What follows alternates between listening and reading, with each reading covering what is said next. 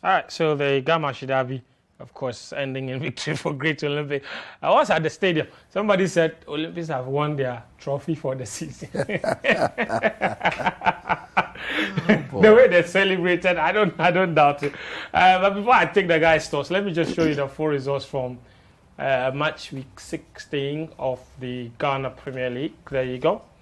The standard results there. Of course, it's Ken Faisal returning to winning ways after 5 matches. Now, Accra Lions versus Mediama, it was a very controversial game because I don't know if Christopher has seen. It was a clear goal that was disallowed. That Mediama scored that was disallowed. I'm sure Daniel has seen it. It's all over Twitter. It is unbelievable how anybody will look at that. I wish we had that goal, to be honest, and take offside. Mediama posted it on their Twitter. But Great Olympics also beating Hearts of Oak. Bibiani Gold Stars, they beat Ejana Stars. So Ejana, after sacking their coach, can't seem to find the results. Legon City's Karela ending in a stalemate. Dreams lost at home to Chelsea by 1-0. And then 11 Wonders and Wafa also ended 0-0. Wafa are bottom of the table. I'll show you the table shortly. But Kotoko versus Elmina Sharks is on Monday. Elmina Sharks are bottom of the table, so you guarantee that Kotoko will probably get all the points there. Let me show you the table from the Ghana Premier League. So there you go.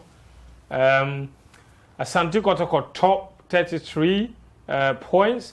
Bechem United 29 points. King Faisal 26. Mediama 26 as well.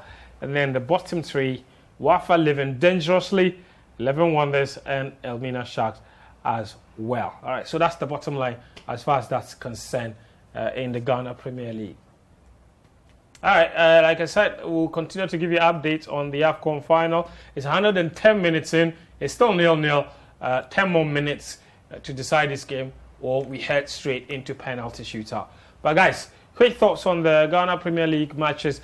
Namely, I'm sure you want to start from the Gama Shidabi. Oh, definitely. That's what I want. Look, you don't defend a league title like this. They are not 10 points behind Kotoko, who have a game in hand. It's gone. Yeah. Look, if Kotoko were to lose this title to Hasselhoff in particular, that would be the biggest. You sack Prof, you sack Nanaya and Ponsan, you dissolve the board and bring in new people. I just can't see that happen. Yeah. Look, if you look at the football today that Hasselhoff played, I watched the game up to some stage and I completely decided not to continue because they were overly anxious.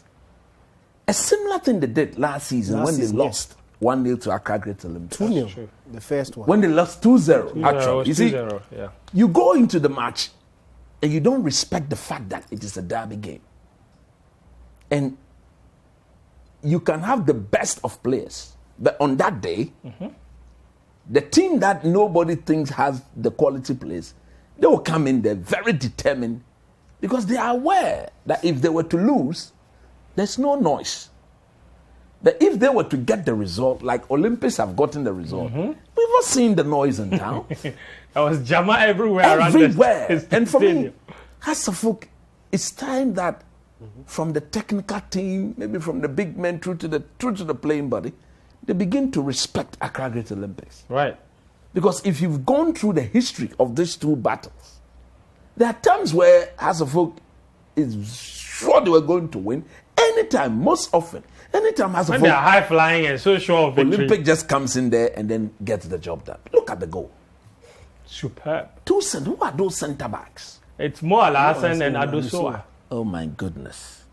The two solid centre-back.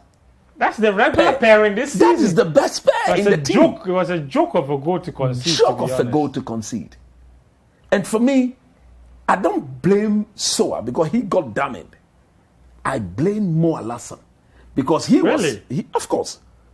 You see, Soa went in with the ball in front of him and the Olympics player. Yeah. So the Olympics is there you go. So it was Mo Alhassan who went to sleep.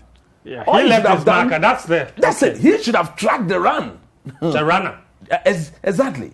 But he also was so flat-footed, thinking because There was no way Mo Alassane was going to touch the ball first.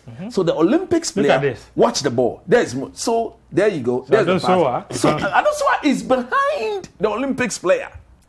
So common defensive principle will tell you that you should follow the runner. Follow him. He went to sleep. He followed him. He was just too slow. That's what No, he went to sleep for just some 2-3 seconds, and that was the difference. Yeah. And for me, I've always said that if you defend like this, you have to be punished. You have to be punished. Yeah. So Accra Great Olympic deserved, and I like the celebration from Ano Walker. What is he shooting? Senior. Good evening. I know he's such a character. Of course. He's such a lovely man. Dan, quick thoughts before we take our first break. Congratulations to Kumasi Asante Kotoko. They are 2021-2022 Ghana Premier League champions. It's been a long time coming. You have to congratulate Prof. He's done a remarkable job. He just walked into this team, and it's virtually a new team. So, in as much as you make excuses for Hearts and say they've lost some key players, Kotoko also went out into the market and literally bought a new team, and they are gelling after just a couple of weeks pre-season, and it's working. So. You can't really make excuses for Hearts of Oak. Yeah. You can't be losing games like this in this manner. Back to back. Last season they lost in the sea, and as coach has said, it's just down to the mentality. It's just they are not up there when it comes to these big games, and that is a huge problem they need to fix. But you also have to credit Abekwe for that goal.